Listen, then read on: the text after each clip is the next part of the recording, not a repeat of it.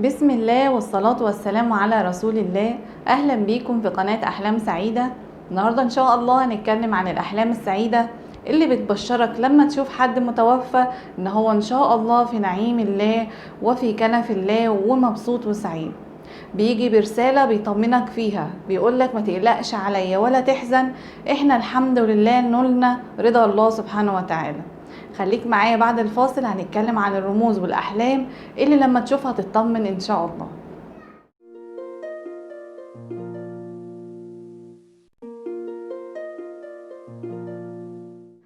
أول رمز ممكن تشوفه هو رمز إنك تحلم بحد متوفى يكون وشه أبيض ومنور.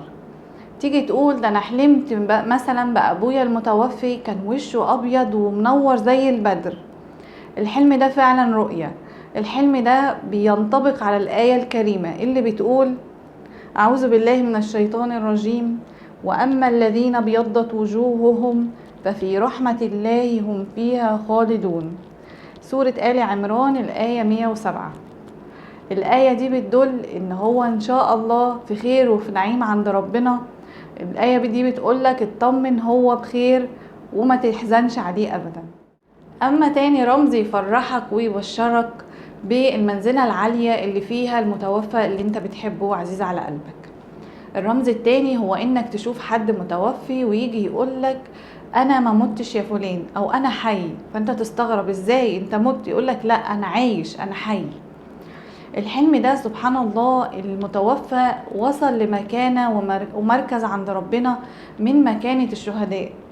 حتى لو هو مثلا لم يتوفى في معركة، يعني لم يتوفى في حرب، ولكن الشهادة دي درجات عند ربنا وفي ناس بتنولها. واللي بيأكد كمان ان هو نال المنزلة ديت الآية الكريمة اللي بتقول: أعوذ بالله من الشيطان الرجيم، ولا تحسبن الذين قتلوا في سبيل الله أمواتا بل أحياء عند ربهم يرزقون.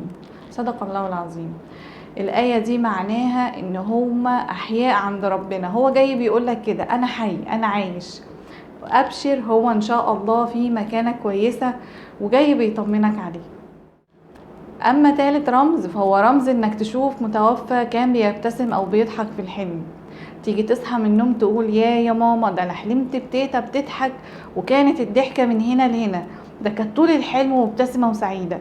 الحلم ده بيبشرك بيقولك اطمن تيتا الحمد لله في سعادة عند ربنا، تيتا الحمد لله في مراكز عالية. اطمن المتوفى الحمد لله مبسوط. وده بينطبق على الآية الكريمة اللي بتقول: أعوذ بالله من الشيطان الرجيم، وجوه يومئذ مسفرة ضاحكة مستبشرة. اللهم اجعلنا منهم، ربنا يلحقنا بيهم على خير. اطمن بقى وابتسم، الحمد لله هو جه وطمنك. أما رابع رمز إن شاء الله يبشرك بكل خير، بيقولك أبشر المتوفى إن شاء الله في الجنة وسعيد عند ربنا. الرمز ده انك تشوف المتوفى متكئ على سرير مثلا، على وسائد، على مخدات. لو قاعد قعدة الاتكاء اللي هو حد قاعد مريح كده على السرير او على كنبة او حتى على الارض، الاتكاء نفسه ان هو الحمد لله مبسوط، لان ده بيطبق على الآية الكريمة اللي بتقول: أعوذ بالله من الشيطان الرجيم، متكئين فيها على الأرائك لا يرون فيها شمسا ولا زمهريرا. أبشر إن شاء الله هم بخير وجايين يطمنوك ويبشروك. أما لو شفت حد متوفى جاي بيقولك يا فلان أنا اتجوزت ودي عروستي، الحلم ده جه لناس فعلا شافوا المتوفى لابس بدلة عريس ما شافوهاش عليه قبل كده، مفيش أجمل ولا أروع منها، وكان شكله متظبط وجميل ووسيم. وكمان وراهم عروسته في الحلم وقال لهم ان دي عروسته، وكمان كان جايب عربية خضراء. قد ايه الحلم ده كان مبشر ومطمئن لأهل المتوفى. لو شفت حد متوفى لابس بدلة عريس وبيقول لك انا اتجوزت، ابشر ان شاء الله هو في نعيم الله ومبسوط جدا عند ربنا. اما سادس رمز ممكن تحلم بيه ويفرحك ويبشرك للمتوفى، انك تشوفه مثلا في سن الثلاثينات. يعني مثلا لو حلمت بجدتك او جدك، طبيعي جدا ان هما سنهم كبير، لكن لما تيجي تحلم بيهم وتلاقيهم بقوا في سن الشباب، يعني تلاقي جدك ده في الثلاثينات او تيتا ديت شكلها سنها صغير ووشها مشدود وجلدها شكله نضر، الحلم ده بيدل ان هم ان شاء الله على صلاح حال وعلى حسن خاتمة، وان ان شاء الله ربنا جعلهم من المقبولين. الحلم ده بيبشرك ان هم ان شاء الله يعني مبسوطين جدا وعلى صلاح حال عند ربنا. اما سابع رمز بيدل على ان المتوفى ان شاء الله في حسن حال عند ربنا وفي رحمة الله، هو ملابس المتوفى. لو شفت المتوفى وهو لابس ملابس بيضاء ناصعة البياض، ده بيدل ما شاء الله على حسن حاله عند ربنا. وكمان لو شفته لابس ملابس خضراء بيكون احسن في التأويل. اللون الابيض والاخضر من الملابس الحلوة جدا للمتوفى لو شفته لابسهم. ابشر، هو جاي بيقولك ان شاء الله هو مقامه عالي عند ربنا وربنا جعله من المقبولين، ما تحزنش عليه وادعيله. اما تامن رمز يبشرك بكل خير لو شفت المتوفى لابس تاج. لو شفته لابس تاج ده بيدل على المكانة العالية ما شاء الله اللي هو فيها. يا سلام بقى لو كان هو اصلا من حفظة القرآن، ده بيدل ما شاء الله على المكانة اللي اخدها بحفظ للقرآن الكريم.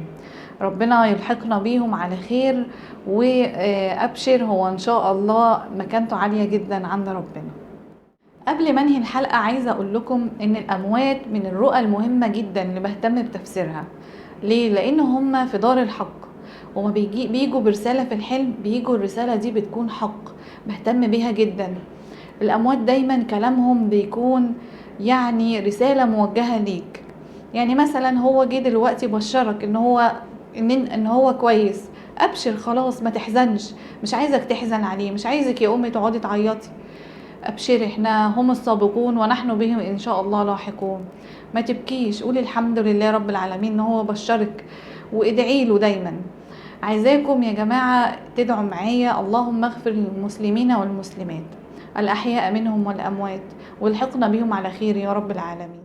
أتمنى الحلقة تكون عجبتكم. أي حد بيدور على القناة بتاعتي على اليوتيوب يكتب في اليوتيوب سيرش أي حاجة بيدور عليها وبعدها كلمة أحلام سعيدة.